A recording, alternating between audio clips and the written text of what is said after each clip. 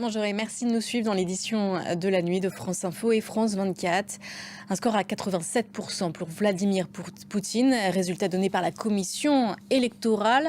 Nouveau mandat de 6 ans qui va s'étaler jusqu'en 2030 et à cette date, le président russe aura dépassé la longévité de Staline au pouvoir. Des frappes ukrainiennes à la frontière russe qui se sont intensifiées ces derniers jours et qui ont fait 2 morts et 19 blessés près de Belgorod.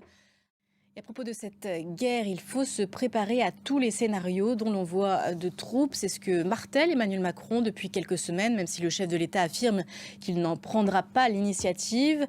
Mais cela suscite l'angoisse, la peur de certains jeunes et bien souvent, les réseaux sociaux y sont pour quelque chose. Paroles et interrogations d'adolescents avec Florence Bouquilla pour France 2.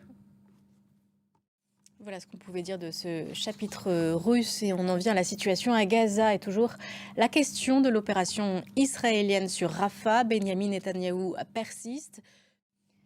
L'Union européenne s'est rapprochée de l'Égypte ce week-end avec la signature d'un partenariat stratégique global, accord qui consiste en 5 milliards d'euros de prêts et plus de 2 milliards d'investissements.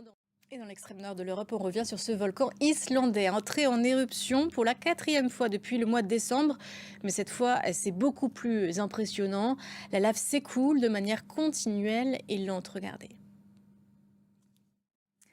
Parlons immobilier à présent avec des taux d'emprunt qui redescendent légèrement en France en tout cas.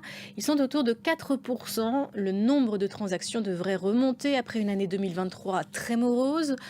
On s'intéresse aux ventes aux enchères de plus en plus proposées par les notaires et les agences.